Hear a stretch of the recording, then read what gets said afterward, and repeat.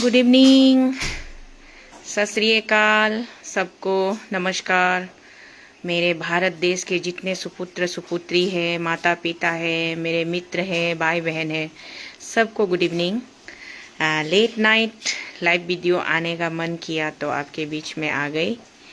Specially जब विषय होता है चोरी का, तो चोरी बोले तो इतने सारे प्रकार के चोर होते हैं ना। एक एकदम लो लेवल का चोर होता है, एक सड़क चाप चोर होता है, एक थोड़ा मिडिल क्लास लेवल का चोर होता है, और एक थोड़ा हाई लेवल का चोर होता है, एक हाई प्रोफाइल का चोर होता है। तो कितना प्रकार का चोर लोग है ना हमारे देश में।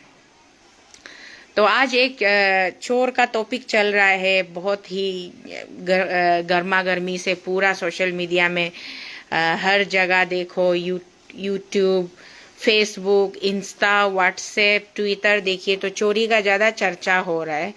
तो ये चोरी क्या का चोरी हुआ है बोलता है, देश का, हमारा जो लोकतांत्रिक देश है, हमारा देश एक लोकतांत्रिक देश है, लोकतंत्र का चोरी हुआ है बोला है, लोकतंत्र का आत्मा का चोरी हुआ है बोल के माननीय सांसद महोदय श्रीमान राहुल गांधी जी और हमारे उत्तर प्रदेश के पूर्व मुख्यमंत्री अखिलेश यादव जी और अपनी सिस्टर प्रियंका गांधी जी, इन तीनों को आज गिरफ्तार किया गया है बोला है। दिल्ली में धरना प्रदर्शन करते समय बैरिकेड को, वो तो वीडियो में दिख रहे थे, अखिलेश जी बैरिकेड से ऊपर चढ़ के क्रॉस हो रहे थे, जहां उनको आना मना किया गया था, वो एरिया बाउंड्री क्रॉस करके जा रहे थे। तो उनका मतलब ये हुआ है बोला है। शाम को न्यूज में था कि उन तीनों को दिल्ली पुलिस ने डिटेन किया है बोला।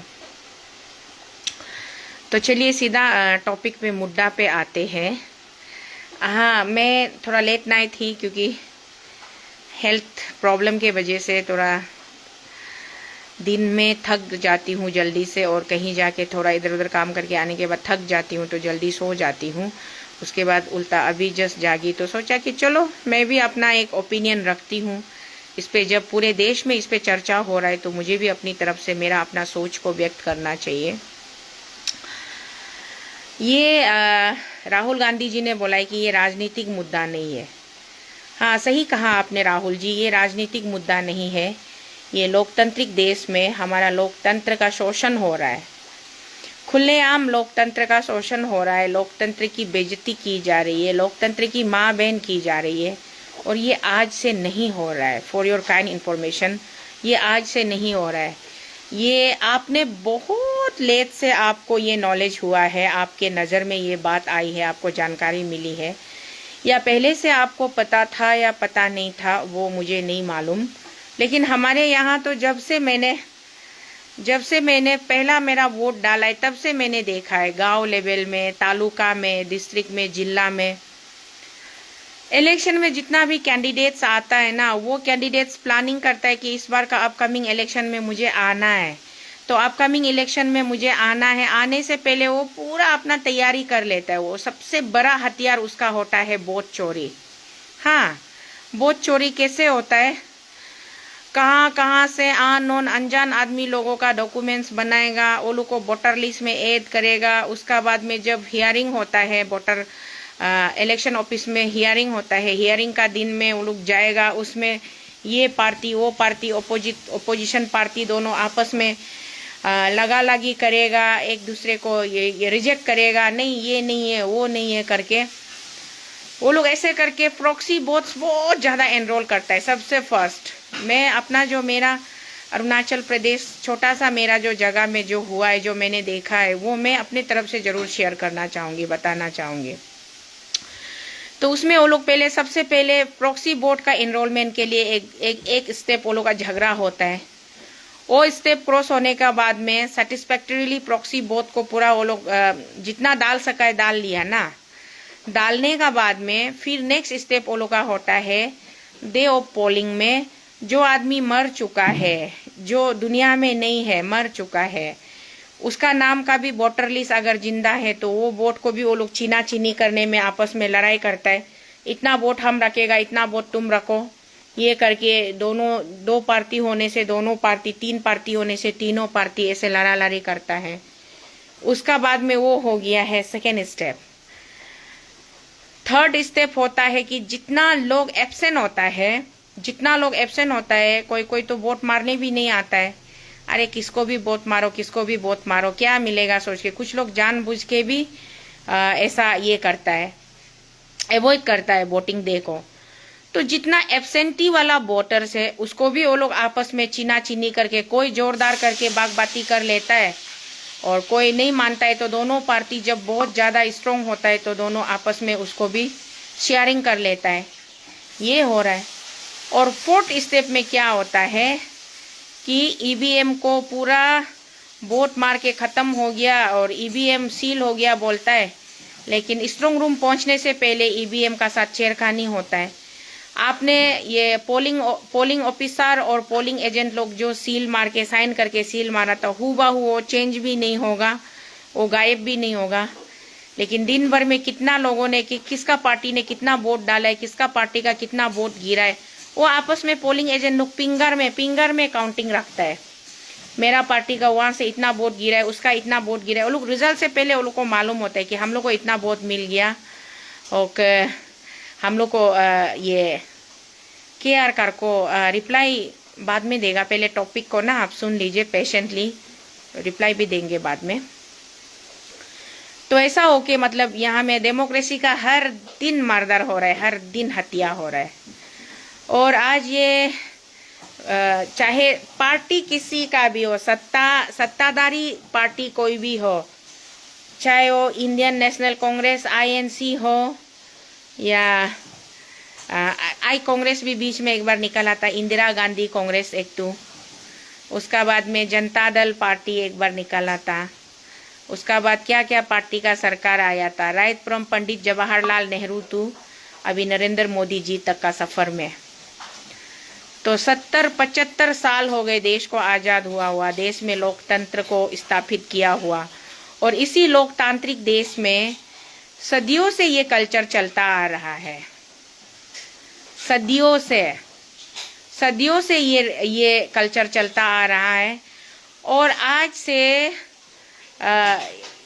15-16 साल अभी कितना हुआ है मोदी जी का, ये नरेंद्र मोदी जी का सरकार को सत्ता में आया हुआ, hardly it's been I think 15-16 years ना।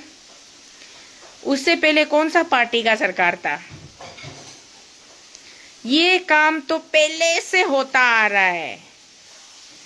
ये मैं आपके जानकारी के लिए, आपको पता नहीं दिल्ली के लेवल तक आप तक ये जानकारी नहीं था होगा, वो बात अलग है। लेकिन अभी हम लोग जब आप ये मुद्दा को लेके आप एक इसको राष्ट्र मुद्दा बना के, देश का मुद्दा बना के, अगर आप इतना लेवल तक सड़क पर उतर के आप स्लोगन लगा के आप अगर धरना स्ट्राइक करके प्रदर्शन करके चल रहे, तो राहुल जी आपकी जानकारी के लिए बता दूं कि ये बहुत साल से चलते आ रहा है, many decades, it's been many decades the culture has been following. यहाँ आदमी किसी पर्टिकुलर कैंडिडेट का, किसी प्रत्याशी का क्वालिटी देख के उसका ऊपर में क्वालिटी का ऊपर में बेस करके किसी को नेता नहीं चुनता है। यहाँ नेता चुनता है जिसका पल्ला भारी है, जिसका तिजोरी गरम है, जिसका पास पैसा ज़्यादा है, जो ज़्यादा इन्फ्लुएंशियल है, एक तो वो नेता बनता है। और जिसका पास पैसा ज़्यादा है वो कुछ भी करवा देता है। और हमारा लोग बाकी का समय में चिल्लाते रहता है कि ये प्रॉब्लम है, वो प्रॉब्लम है, यहाँ करप्शन हुआ है, वहाँ करप्शन हुआ है, सरकार अच्छा काम नहीं कर रहा है, ये मंत्री खराब है बोलेगा। लेकिन इलेक्शन आने से वो मंत्री अच्छा था ना खराब था भूल जाएगा, और कौन बीच में अच्छा बात किया था उसको भी भूल जाएगा। बस उसका जो भी उन्होंने उसको दिल लुभाने के लिए, फॉर दैट वेरी मोमेंट, दिल लुभाने के लिए जो काम किया बस उसमें वो लोग सहमत हो जाता है। उसका बाद में उसी को वोट मारता है। और वोट भी जहां बराबर का, जो एक विधानसभा का अगर हम बात करें, पार्लियामेंट्री कॉन्स्टिट्यूशन तो छोड़ ही दीजिए ना, लोकसभा छोड़ दीजिए, एक विधानसभा का अगर हम बात करें, विधानसभा में दोनों ही पार्टी कॉन्फिडेंट होता है कि हम जीत रहे। इलेक्शन से पहले, रिजल्ट से पहले बोलता है कि नहीं इसका तो इस बार तो हम इतना वोट से जीत रहे हैं, एक बोलता है कि हम इतना वोट से जीत रहे हैं। वो क्यों कॉन्फिडेंट होता है? दो कारण है। एक कारण ये है कि वो उसको भरोसा है कि उन्होंने जो कंफर्म वोट को खरीदा वाला उसका इतना वोट है, और जहां में खरीद के नहीं मिला है वहां पे उसका पास इतना प्रॉक्सी वोट है, इतना प्रॉक्सी वोट है, प्रॉक्सी वोट से वो जीत जाएगा। वो confirm vote proxy vote pocket में बुक के रखा है, उससे जीत जाएगा वो।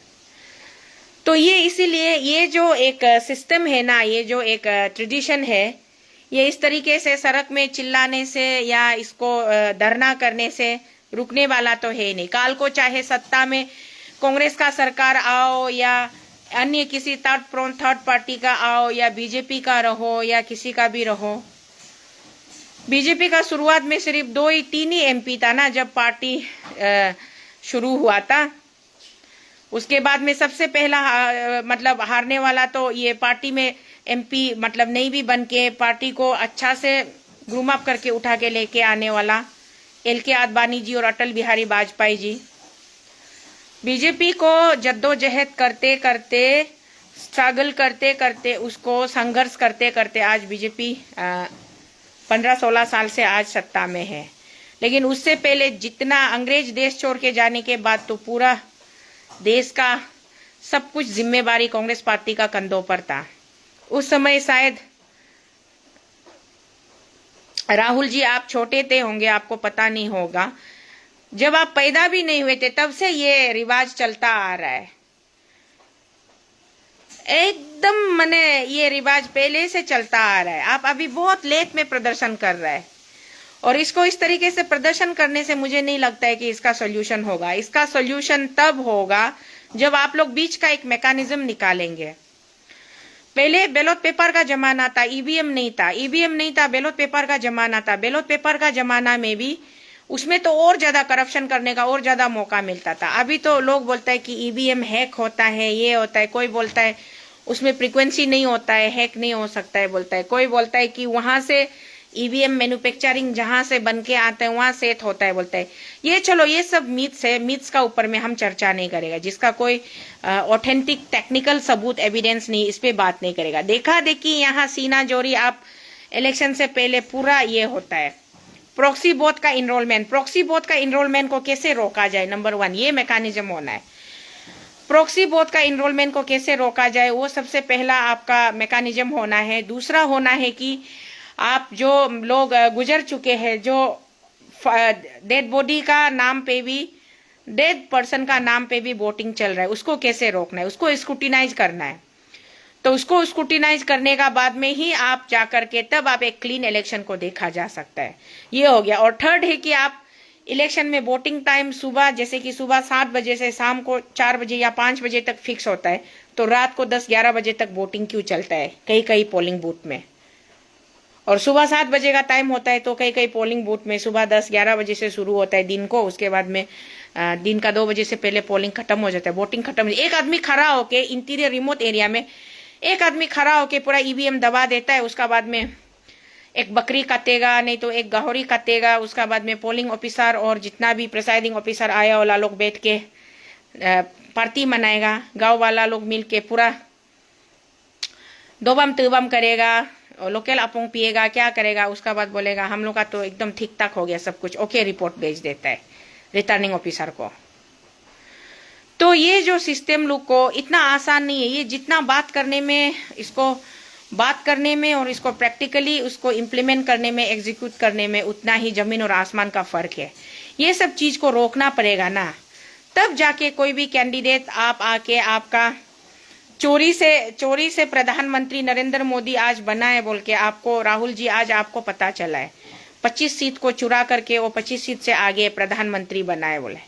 लेकिन हम लोग का यहाँ विधानसभा में तो हर सीट में चोरी से ही लोग एमएलए बनता है, विधायक बनता है। चोरी, जबरदस्ती, सीना जोरी, गुंडागर्दी और पैसा पेक तमाशा देख, ये तीनों मंत्र से वो लोग बनता है। तो अभी chief election commission of India को बीच का रास्ता निकालना है, जहां तक मुझे लगता है। ये सिर्फ बीजेपी का नहीं है, और ये जो आज बीजेपी का कैंप में बैठ के बीजेपी का चादर को ओढ़ के, कपड़ा को बीजेपी का मफलर पहन के, टोपी पहन के पार्टी का तरफ से जो बात कर रहा है, ये लोग को भी हम स्पेशली फ्रॉम अरुणाचल प्रदेश, अभी थोड़ा देर पहले वो प्रेस ब्रीफिंग देखा था। हम लोग का नीसी मकबो है, मकबो माने जीजा जी। हम लोग का नीसी में मकबो वर्ड का मतलब होता है, आप लोग जो हिंदी भाषी लोग जो मेरे इस लाइव को देखते हैं, फॉलो करते हैं, मुझे सुनते हैं, आपके जानकारी के लिए बता दूं कि मकबो का मतलब होता है जीजा जी। तो हमारा नीसी एक कम्युनिटी है, एक समाज है। निसी समाज का जीजा जी है हमारे ऑनरेबल एमएलए रोइंग का मिस्टर मुचू मिती जी। उनका अभी मैं थोड़ा देर पहले वो बीजेपी के बिहाफ में, पार्टी के बिहाफ में एक प्रेस वार्ता दे रहे थे, प्रेस ब्रीफिंग कर रहे थे।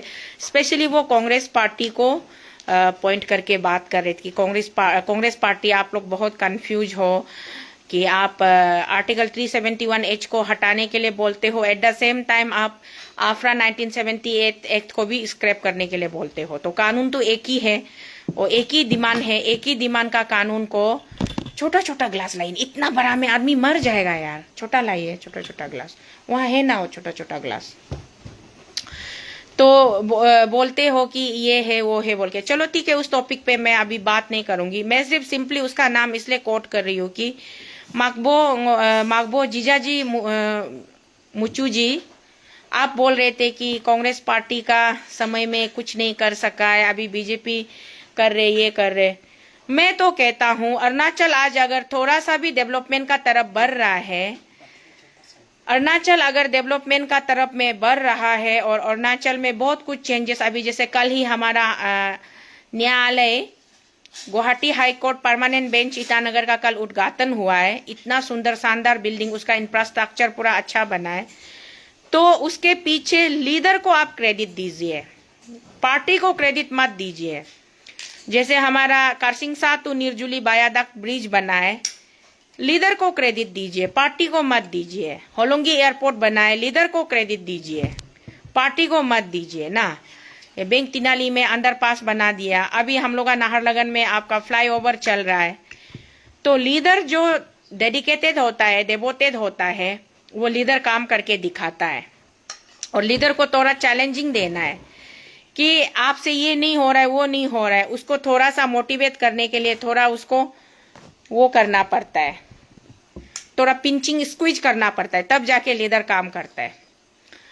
जब से अरुणाचल राज्य को यूटी से, यूनियन टेरिटोरी से जब से फुल प्लेज स्टेट मिला था, स्टेटहुड मिलने का बाद first chief minister of the state PK Tungon ji, उसके बाद में लेट अबो तोमो रिबा जी, उसके बाद में अबो गेगोंग अपांग, उसके बाद में आपका गेगोंग अपांग जी के बाद में आपका मुचू मित्ती का पिताजी हमारा मुकुट मित्ती साहब, उसका बाद में आपका आता है हमारा ये फिर से गेगोंग अपांग साहब, उसके बाद में आता है ऐसे करके फिर हमारा ये पेमा खांडू जी के पिताजी हमारे लेट फादर दोरजी खांडू जी, दोरजी खांडू जी के बाद में फिर आता है हमारा आशी लेट जारबोम गामलिन जी, जारबोम गामलिन जी के बाद में आता है हमारा नाबम तुकी जी, नाबम तुकी जी के बाद में आता है हमारा लेट कालिको पुल जी, कालिको पुल जी के बाद में आता है अभी का हमारा वर्तमान का चीफ मिनिस्टर श्रीमान पेमा खांडू जी। तो इतना साल का, इतना लोगों का लीडरशिप में, किस किस लीडरशिप में, किस किस लीडर का लीडरशिप में आप लोगों ने इतना रैपिड डेवलपमेंट देखा है, इतना रैपिड डेवलपमेंट देखा है आप लोगों ने। ये जो डेवलपमेंट जो कर रहा है, जो सचमुच में डेयरिंग होके जो आगे बढ़ के डेवलप कर रहा है, उसको लीडर को क्रेडिट दीजिए ना। आप आज बीजेपी का मफलर और टोपी पहन के बीजेपी का ऑफिस में बैठ के पार्टी का तरफ से आप प्रेस वार्ता कर रहा है, कांग्रेस को स्लैम कर रहा है। जीजा जी, आप अभी जो इंग्लिश भी बोलने जान रहे हैं ना, वो कांग्रेस का पैसा से आप पढ़ लिख के इंग्लिश बोलने जान रहे हैं। आप आज जो गाड़ी पकड़ने मिल रहे हैं ना, वो भी आप कांग्रेस का पैसा से आप गाड़ी पकड़ने मिल रहे हैं, क्योंकि आपके जो पिताश्री थे, फादर जी, आपके फादर जी, वो कांग्रेस के चीफ मिनिस्टर भी रह चुके हैं इस स्टेट में। उसको किसी और पार्टी ने चीफ मिनिस्टर नहीं बनाया था, कांग्रेस ने बनाया था, कांग्रेस का समय में। इसीलिए यहाँ पे पार्टी का नाम से प्रेस ब्रीफिंग करके निकलने से मुझे तो बहुत शर्म लगता है, अरुणाचल में स्पेशली ना, क्योंकि यहाँ पार्टी का आइडियोलॉजी, बीजेपी का आइडियोलॉजी को आज तक कोई समझा है? मुझे नहीं लगता है कि कोई समझा होगा बोल के, कोई भी नहीं समझते होंगे। यहाँ अरुणाचल में पार्टी आइडियोलॉजी पे लोग नहीं चलते हैं। यहाँ पे लोग जहां उगता हुआ सूरज देखेगा वहां भागेगा, डूबता हुआ सूरज का पास कोई नहीं आता है। ये है यहाँ कपड़ा बदलने में, रंग बदलने में लोगों को टाइम नहीं लगता है, बहुत जल्दी बदल जाते हैं। और कितना लोग पहले कांग्रेस में थे, कांग्रेस में मंत्री रह चुके, कांग्रेस में एमएलए रह चुके, वो लोग आज बीजेपी में बैठ के, कांग्रेस पार्टी को गाली मत दीजिए आप लोग, और बीजेपी पार्टी को भी गाली मत दीजिए, क्योंकि पार्टी बीजेपी को बनाते समय में अटल जी का एक बहुत बड़ा सपना लेके अटल जी ने बनाया था। अटल जी का वो सपना आज साकार हो गया, और वो अभी सही मतलब अपना काम करने को, भारत को चलाने के लिए, भारत के लोगों को सेवा करने के लिए अटल जी ने इस सपने के साथ में इस पार्टी का गठन किया था। तो आज वो रंग दिखा रहा है, रंग ला रहा है। उसी तरीके से कांग्रेस का जब गठन हुआ था, कांग्रेस का चयन हुआ था, आजाद भारत से पहले भारतीयों के ऊपर में ज्यादा अत्याचारी, ज्यादा शोषण होने के वजह से हमारे भारत के नेताओं ने मिल करके कांग्रेस पार्टी का गठन किया था। कि नेशनल कांग्रेस कॉन्फ्रेंस रखा था, महाराष्ट्र में पहला कॉन्फ्रेंस था, वहां से स्टार्टिंग होके कांग्रेस पार्टी का गठन इसलिए हुआ था कि जितना भी ब्रिटिश का रूलर लोगों को अपना भारत का कुछ भी अगर समस्या होगा, भारत देश के तरफ से एकजुट होकर के प्रतिनिधित्व करते हुए उनको एड्रेस करने के लिए कांग्रेस का जन्म हुआ था। तो कांग्रेस पार्टी अत्याचार के खिलाफ, हिंसा के खिलाफ, हैरासमेंट के खिलाफ, एट्रोसिटी के खिलाफ आवाज उठाने के लिए और लोगों को थोड़ा सेंट्रलाइज करने के लिए, लोगों को थोड़ा सा न्यूट्रलाइज करने के लिए कांग्रेस पार्टी का गठन हुआ था। तो कांग्रेस पार्टी ने बहुत साल, हमारे बापूजी ने, महात्मा गांधी जी के उसके लीडरशिप में, उसके इनिशिएशन में, उसने सरदार वल्लभ भाई पटेल जी जीत चुके थे प्रधानमंत्री के लिए। पहला प्रधानमंत्री सरदार वल्लभ भाई पटेल जी को चुना गया था हाउस के लोगों ने, लेकिन उसको बापूजी ने, महात्मा गांधी जी ने सरदार जी को बिठा दिया। उसको बोला कि सरदार तुम बैठ जाओ, इसको बनाते हैं, नेहरू को बनाते हैं, क्योंकि नेहरू अच्छा अंग्रेजी बोल लेता था। उस जमाने में नेहरू पढ़ा लिखा था, अच्छा अंग्रेजी बोल लेता था, और वो थोड़ा घुमा के प्यार से बातों को, लोगों को डिप्लोमेटिकली तरीके से बोलता था। सरदार वल्लभ भाई पटेल जी ऐसा नहीं थे। मैं कभी कभी सोचती हूँ शायद हम में भी सरदार जी का खून इधर उधर से घूम के थोड़ा उसका आत्मा लगता होगा। स्ट्रेट फॉरवर्ड, बहुत ही वो मतलब हार्ड वर्किंग, डेडिकेटेड, डेवोटेड और स्ट्रेट फॉरवर्ड थे। तो एक नेता के पास में थोड़ा सा कनिंगनेस होना पड़ता है, नेता को थोड़ा चालाक चतुर बनना पड़ता है, और थोड़ा घुमा के डिप्लोमेटिकली बातों को रखना पड़ता है। शायद उसी लेख के वजह से गांधी जी ने उनको प्रधानमंत्री कुर्सी से उसको बोला, एक चिट्ठी लिखा सबका सामने में, जहां वहां कॉन्फ्रेंस में, मीटिंग में सब थे, बोला कि तुम अपना नामांकन विड्रॉ करो, तुम अपना नॉमिनेशन विड्रॉ करो, कैंडिडेचर से तुम लिस्ट से खुद को विड्रॉ करो, नेहरू को बनने दो। जब से गांधी जी ने नेहरू जी को बनाया, तब से लेके नेहरू जी के बाद में नेहरू जी का पूरा परिवार, ऐसे करते करते करते उसका फैमिली ट्री, हिस्ट्री देखिए, इंडिया को चला के आ रहा है। तो इतने वर्षों से जब हमारे यहाँ गेगोंग अपांग जी चीफ मिनिस्टर थे, अब वो गेगोंग अपांग जी जब चीफ मिनिस्टर थे, तब से हमने भी राजनीति में हिस्सा लिया, वोटिंग स्टार्ट किया। उससे पहले वाले पीके तोंगोन जी और तोमोरिबा जी के जमाने में हम छोटे थे, तब हम वोट नहीं कर सकते थे, हमको पता नहीं था।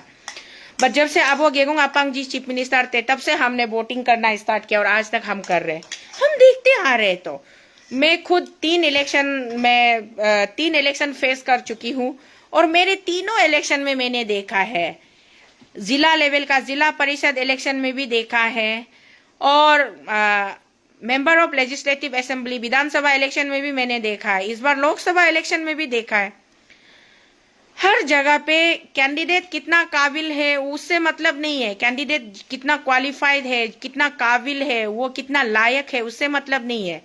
हर जगह पे लोग जीत रहे हैं, तो प्रॉक्सी वोट से ही ज्यादातर हेल्प मिल रहा है, प्रॉक्सी वोट से ही लोग जीत हो रहा है। तो ये प्रॉक्सी वोट का सिस्टम को chief election commission of India कैसे बंद करेंगे? मैं अगर बोलूँ तो मैं तो शॉर्टकट में यही बोलूंगी, आजकल एआई का जमाना आ गया है। क्वांटम जमाना से क्रॉस होके अभी एआई का जमाना आ गया है। पहले हम लोग क्वांटम कंप्यूटर को लेकर के बहुत ज्यादा एडवांस है सोचते थे ना, अब तो क्वांटम को भी पीछे छोड़ दिया एआई ने। आर्टिफिशियल इंटेलिजेंस आ गया है। अब एआई के जमाने में और भी प्रॉक्सी करना और भी आसान हो जाएगा। और हम लोग का आदमी इतना वो टेक्निकली इतना एक्सपर्ट नहीं होता है, तो जहां लोग टेक्निकली एक्सपर्ट नहीं होते हैं वहां लोगों को उल्लू बनाना तो और भी आसान हो जाता है। तो इसीलिए मैं तो सोचती हूँ, जैसे कि आप लोग अभी नरेंद्र मोदी जी का एक ये है ना, मिशन है ना, जन धन योजना, एक अकाउंट खोलने दिया था ना। लोग नहीं समझ के, मेरा मम्मी लोग भी, प्राइम मिनिस्टर हम लोग को मोदी जी फ्री में पैसा दे रहा है, फ्री का अकाउंट खोलो, फ्री का अकाउंट खोलो बोल रहे बोल के बैंक में दौड़ दौड़ के लोग लाइन खड़ा कर करके फ्री का अकाउंट खोल रहा था। तब उसी दिन मैं समझ गई थी कि ये अकाउंट खुलवाने का, इसका पीछे का कारण क्या है। आपको जनधन योजना अकाउंट खुलवाया गया, आपका हर एक बैंक अकाउंट में आपका आधार कार्ड और आपका पान कार्ड तो चलो लिंक हो तो पहले से नॉर्मल है, चलता है। आधार कार्ड लिंक कर दिया गया। आधार कार्ड का मतलब क्या है पता है? आपका पूरा बदन। क्योंकि जब आप आधार सेंटर में जाता है आधार कार्ड बनाने के लिए, तो आपका आई का ये रेटिना को लिया जाता है। ये पूरा दो आंख का रेटिना, बायोमेट्रिक, आपका थंब इम्प्रेशन, आपका पूरा 5 हाथ 5 उंगली का पूरा स्कैनिंग किया जाता है। आपका आधार कार्ड कोई मामूली डॉक्यूमेंट्स नहीं है। आपका आधार कार्ड चलता फिरता आपका खुद का बॉडी है, आपका बदन है। तो आपका बैंक अकाउंट में आपका आधार से लिंक करने का मतलब होता है कि आपका बायोमेट्रिक जब पूरा भारत सरकार का पास में है, डाटा उसका पास में है, तो आपका बैंक अकाउंट में कितना पैसा आ रहा है, कितना पैसा जा रहा है, उसको वहां से बेच के वो लोग देखता है। कौन सा दिन में आप किसको कितना पेमेंट कर रहे हैं, कहाँ लेन देन हो रहा है, क्या हो रहा है। मतलब पूरा इंडिया को एकदम एक सीसी कैमरा जैसा आपको पूरा वहां से बैठ के मॉनिटरिंग करके, ऊपर से एक कमरा से बैठ के पूरा इंडिया को कंट्रोल करने का एक ही उपाय था कि आपका अकाउंट में आपका आधार को लिंक करना है। आपका बायोमेट्रिक आपका अकाउंट में लिंक हो जाएगा तो आपका कंट्रोल उसका ऊपर में है। अभी आप सोचते हैं मेरा अकाउंट है, हम ही जानता है, हम आज 10,000 सेविंग किया, बचाया बोलते हैं। आपसे पहले आप 10,000 डालने का साथ साथ वो खबर उधर तक पहुंच जाता है, मोदी जी तक। ये सिस्टम है। तो इसीलिए यहाँ में मतलब ये इसी तरीके से अगर chief election commission of India, आप लोग ऐसा कीजिए, 2029 अभी दूर है, आने वाला है। ये तो अभी सिर्फ 1.5 साल हुआ है ना, और 3.5 साल बाकी है। 3.5 साल का अंदर में आप लोग ये मैकेनिज्म कीजिए कि आधार कार्ड से वोटर लिस्ट को, वोटर आईडी को लिंक करते हुए किसी को भी पोलिंग बूथ में जाने मत दीजिए। आपका जिस मोबाइल नंबर से आधार लिंक है उसी मोबाइल नंबर में आप वो एक एप्स ऐसा तैयार कीजिए कि आप उस एप्स में घुस के आप सिर्फ आपका बायोमेट्रिक थंब इम्प्रेशन दबा के ही आप घर बैठे भी वोटिंग कर सकता है। ये सिस्टम निकालिए, तब जाके 1 मैन 1 वोट जो आज स्लोगन राहुल गांधी जी लगा रहे, ये सक्सेस होगा। आपका पोलिंग डेट में, उसी दिन का अंदर में आप जहां कहीं भी इंडिया का अंदर में किसी भी कोना पर बैठो, लेकिन आपका आधार लिंक वाला मोबाइल से अगर आपका उसी में आपको लिंक भेज दिया जाएगा, उसी लिंक में आप जाके आपका बायोमेट्रिक से थंब इम्प्रेशन करके आप वोट डाल दिया, तो मतलब हाँ यस, जैसे मुझे मेरा आधार लिंक वाला नंबर में मुझे लिंक भेज दिया, मैं कहीं पर भी बैठकर आज मैं इस नेता को, इस कैंडिडेट को मुझे चुनना है बोल के मैं अपना मोबाइल से, सिर्फ वो भी अपना बायोमेट्रिक डाल के, मेरा मोबाइल है बोल के कोई और उसको, मेरा हस्बैंड या मेरा माँ या मेरा भाई बहन नहीं कर सकता है। किसी और का फिंगरप्रिंट से वो नहीं चलेगा, सिर्फ मेरा फिंगरप्रिंट से चलने वाला ऐसा एप्स बनाइए। तब जाके क्लीन इलेक्शन होगा, क्लीन इंडिया होगा, और तब जाके सबको सच्ची में लायक वाला नेता मिलेगा, क्लियरिटी वाला नेता मिलेगा। नहीं तो ये पैसा का दबदबा, ये गुंडागर्दी, ये मतलब एकदम तानाशाही, ये वोट चोरी, ये चलते रहेगा। It's a never ending process, कभी खत्म होगा ही नहीं। चाहे आप ईवीएम से वोट मारवा लो या आप बैलेट पेपर से वोट मारवा लो, कुछ होने वाला नहीं है। अभी टेक्नोलॉजी इतना ये हो गया, एडवांस हो चुका है, तो आप बस वही एक ही काम कीजिए, उसी में सबका शांति, सबका भला है। तब जाके राहुल जी को रास्ता में घूमना नहीं पड़ेगा, एरेस खाना नहीं पड़ेगा।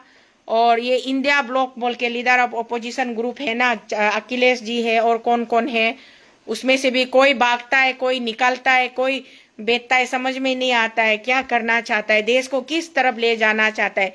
कभी राहुल जी का साथ में अच्छा पार्टी बनाता है, ग्रुप बनाता है, फिर राहुल जी को छोड़ के चला जाता है, क्या क्या होता है। तो ये लोग में भी हमको अभी इन लोगों का ऊपर में भी इतना वो मेरा उम्मीद खत्म हो चुका है, आशा खत्म हो चुका है।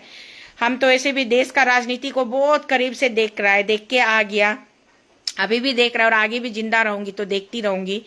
यहाँ पे लोग बोलता कुछ और है, करता कुछ और है, सोचता कुछ और है और निकल कहीं और जाता है।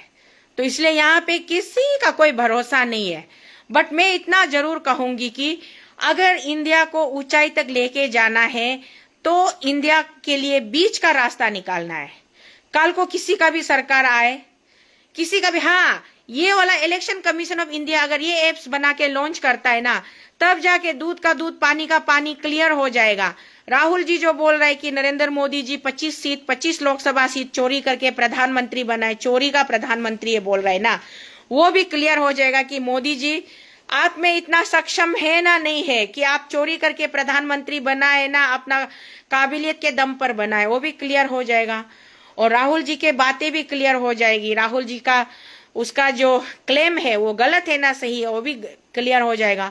और सिर्फ अरुणाचल नहीं है, हर स्टेट में, चाहे वो आसाम हो, नागालैंड हो, यूपी हो, बिहार हो, एमपी हो, ओडिशा हो, कर्नाटक हो, केरल हो, जम्मू कश्मीर हो, गुजरात हो, गोवा हो, आंध्रा हो, झारखंड हो, कहीं पर भी हो, हर विधानसभा सीट में एकदम नीट एंड क्लीन इलेक्शन होगा, एकदम नीट एंड क्लीन इलेक्शन होगा। वहां में कोई करप्शन करने का मौका नहीं होगा। तो क्लीन इंडिया बनाने का टेक्नोलॉजी का हेल्प से सिर्फ यही एक रास्ता हमको बीच में दिखता है, यही आप लोग कीजिए। तो बाकी ये नहीं कर सकता है तो ये धरना वरना करना, ये सब कुछ काम होने वाला नहीं, इससे कुछ नहीं होने वाला। जैसे आज मेरा मागबो मुचू साहब बोला है ना, मुचू मिट्टी साहब बोला है 100 साल तक बीजेपी राज करने वाला है बोला है, वो तो मुझे लगता है वो कम ही बोला होगा। अगर ये हिंदू मुसलमान क्रिश्चियन ईसाई ये सब करते रहेगा, धर्म जात पात का राजनीति चलाते रहेगा ना, तो हिंदू 80% इंडिया में हिंदू का पॉपुलेशन है, हिंदू बोल के नहीं, सनातनियों का। वो सनातन लोग ऐसे ही धर्म का मतलब मेरिट पे वोटिंग नहीं करके हमेशा रिलीजियस का ऊपर में वोट करेगा। तो 100 साल तो बहुत कम बोला है, 500 साल राज करेगा, 500 साल जातिवाद का ऊपर में चलेगा और ये प्रॉक्सी बहुत चोरी का ऊपर में इलेक्शन करते रहेगा। तो 500 इयर्स मोदी चलाएगा। मोदी जी नहीं भी रहेंगे तो उसके बाद में पता नहीं कौन आएंगे उसके लाइन में, क्यू में लोग लगा हुआ है। तो इसीलिए ये जो जातिवादी वाला भी ये मुद्दा को चोरने से तीखे। और ऐसे भी हम लोग जैसे मुचू साहब भी बोला है ना, हम लोग इंडिजिनस है ना, तो इंडिजिनस है हम लोग, इंडिजिनस भी अपना अपना क्षेत्र में एरिया में हम लोग का लीस्ट पॉपुलेशन होता है। जनरल बहुत ज़्यादा है, डोमिनियरिंग है, वो लोग डोमिनेट करता है। तो जो इंडिजिनस लोग भी जनरल को चैलेंज नहीं करना है, जनरल लोग भी इंडिजिनस को अंडर एस्टिमेट नहीं करना है। भाईचारा, वाई इंडिया, हम लोग का इंडिया को क्यों बोलता है कि इंडिया इज द बोलता है ना कि यहाँ पे हर कलर, हर धर्म, हर जाति, हर प्रकार के लोग रहते हैं। India is a colourful nation बोलते हैं ना। तो कलरफुल नेशन का उसको बरकरार, इमेज को बरकरार रखते हुए, यहाँ पे जातिवादी का बात ना करते हुए, और ये जो पॉलिटिकल पार्टी में घुस के आज बीजेपी में घुस गया तो बीजेपी का गाना गाया, कल को उधर कांग्रेस में चला गया तो कांग्रेस का गाना गाएगा। एक हम लोग का इंडिया में एक लीडर है, आप लोगों को मालूम होगा, बहुत फेमस क्रिकेटर भी रहा है, नवजोत सिंह सिद्धू जी। वो जब बीजेपी में थे तो बीजेपी की क्या गाना गाते थे, क्या गाना गाते थे बीजेपी की, ऐसा ठाल तोक के दुलाई दिया कांग्रेस पार्टी को। लेकिन बाद में वो फिर दिल्ली में एक दिन अचानक देखा तो वो दिल्ली में इतना सोनिया जी, इंदिरा जी, राहुल जी का तारीफ करते हुए उसका मुंह नहीं ठक रहा था। तो ये मतलब एक दोगलापंथी में, तो आज तक किसी पॉलिटिकल पार्टी में मैं पार्टी को बिलीव नहीं करती हूँ। मैं सिर्फ नेता को विश्वास रखती हूँ, पर्सन को, लीडर को, कि हाँ इसमें दम है तो ये कर रहा है। अपना पेमा सर को, पेमा जी को आज से 3 साल पहले वो गवर्नमेंट में बैठे हुए थे, उसको इतना वो नहीं था पॉलिटिकली, शायद तब तक वो सीख ही रहते होंगे। उसको नया नया एंट्री मिलके सीएम बनने के बाद में उसको समझ में नहीं आया होगा, तो या फिर वो समझने की कोशिश कर रहे थे होंगे, कुछ उससे ठीक ठाक नहीं हो रहा था। हमने उसको इतना हरकाया, इतना हरकाया, इतना हरकाया, आज देखिए पूरा चमकता हुआ अरुणाचल को ट्रांसफॉर्म करते जा रहा है। तो वो पूरा चमकता हुआ अरुणाचल बनाते जा रहा है, ट्रांसफॉर्म करते जा रहा है। एंड ऑफ कोर्स जीजाजी किरण रिजिजू जी, उसका बहुत योगदान है। वो दिल्ली में रह करके एक तरफ से सोचने से, देखिए किरण जी से मैं इलेक्शन हारी हूं, मुझे किरण जी का अगेंस्ट में बोलना चाहिए या किरण जी के लिए बुरा सोचना चाहिए, कुछ लोग सोच सकते हैं, बट मैं ऐसा नहीं सोचती हूँ। किरण जी ने मुझे नहीं हराया है, मुझे तो मशीन ने, प्रॉक्सी बोट ने और अरुणाचल के पब्लिक ने हराया है। तो इसीलिए मेरा किरण जी से पर्सनल कोई इशू नहीं है। किरण जी ने भी अपना दावेदारी फेस किया, मैंने अपना दावेदारी फेस किया।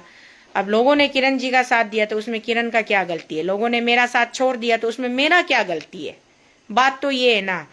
तो अभी किरण जी एक बहुत ही बढ़िया काम वो कर रहा है कि पूरा वहां से नेशनल लेवल से पैकेज लेके आके यहाँ दुनिया भर का गांव में एक एक आदमी को 15-15 करोड़ का कंपेंसेशन दे रहा है। तो किसी भी, अगर अरुणाचल में एक एक आदमी को 15 करोड़ का कंपेंसेशन दे देगा तो यहाँ का इकोनॉमिक डिसबैलेंस नहीं होगा। ये बात आप लोग सोचिए।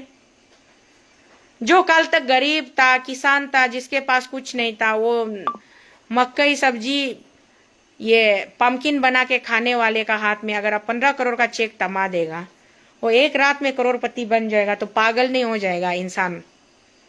यहाँ तो पूरा किरण जी का दया माया से लोग रातों रात करोड़पति बन रहा है, इतना ज्यादा। और जो थोड़ा बहुत मेहनत करके थोड़ा 4-5 लाख लेवल में खुद को लाखपति सोच रहा था, वो लोग उल्टा अभी मतलब जीरोपति का लिस्ट में आ रहा है। ऐसे होके यहाँ इकोनॉमिक भी बहुत डिसबैलेंस हो रहा है। ये करप्शन में ये कंपेंसेशन में करप्शन, सबसे ज्यादा करप्शन ये कॉम्पेंसेशन वाला चीज को थोड़ा सरकार, थोड़ा इसको अरुणाचल सरकार थोड़ा सीरियस लेने से ठीक है। अरुणाचल सरकार सीरियस लेके कंपेंसेशन, ये हर जगह देखो, सियांग में करप्शन हो रहा है कंपेंसेशन का, ईस्ट कामेंग में हो रहा है, कुरुंकुमे में हो रहा है, करादादी में हुआ है, कहाँ हर जगह जहां कंपेंसेशन का स्टार्ट हो जाएगा वहां करप्शन स्टार्ट हो जाता है। लोग एक दूसरे को गाली सोशल मीडिया में, प्रेस क्लब में जाके, एपीसी में बैठ के एक दूसरे का अगेंस्ट में प्रेस ब्रीफिंग करेगा, ये करेगा वो करेगा। तो दिस इज रिडिकुलस। मतलब हमको देख के ना लगता है लोगों को मेहनत करके खाने दीजिए, लोगों को मेहनत करके खाने दीजिए। रातों रात सबको करोड़पति बनाने का आप लोग का जो ये स्कीम है ना, ये मुझे समझ में नहीं आता है। तो ये था। बाकी ये इलेक्शन का वोट चोरी का ऊपर में चर्चा करना था, बहुत सारा टॉपिक है, उसमें मैं इतना लंबा नहीं बोलूंगी, काफी रात हो गई। जो लोग अभी मुझे नहीं देख पा रहे, नहीं सुन पा रहे, वो शायद कल सुबह या कल दिन को, परसों, जब कभी भी सुन सकते, देख सकते। मेरा तो मानना ये है कि पार्टीबाजी को गाली मत कीजिए। राहुल गांधी, आप नरेंद्र मोदी जी को कोस के फायदा नहीं है।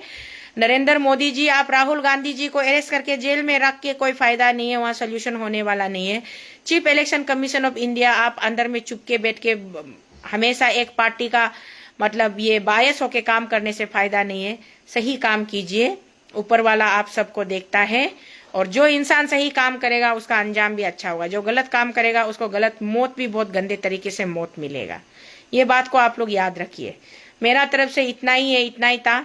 मुझे कभी लोगों ने मुझे कभी वो मौका नहीं दिया, प्लेटफॉर्म नहीं दिया जहां पर मैं पहुंचकर लोगों के लिए काम कर सकूं, बात कर सकूं। मैं बहुत कुछ करना चाहती हूं, बट लोगों ने मुझे कभी मौका नहीं दिया। इसलिए मैं घर में बैठ के, मेरा कलेजा फटने को होता है जब चीजें गलत हो रहा है, लोग गलत बयानबाजी कर रहे हैं, गलत बोल रहे हैं, तो तब मैं बीच में ऐसे आके एक दो शब्द अपना ओपिनियन रखती हूँ।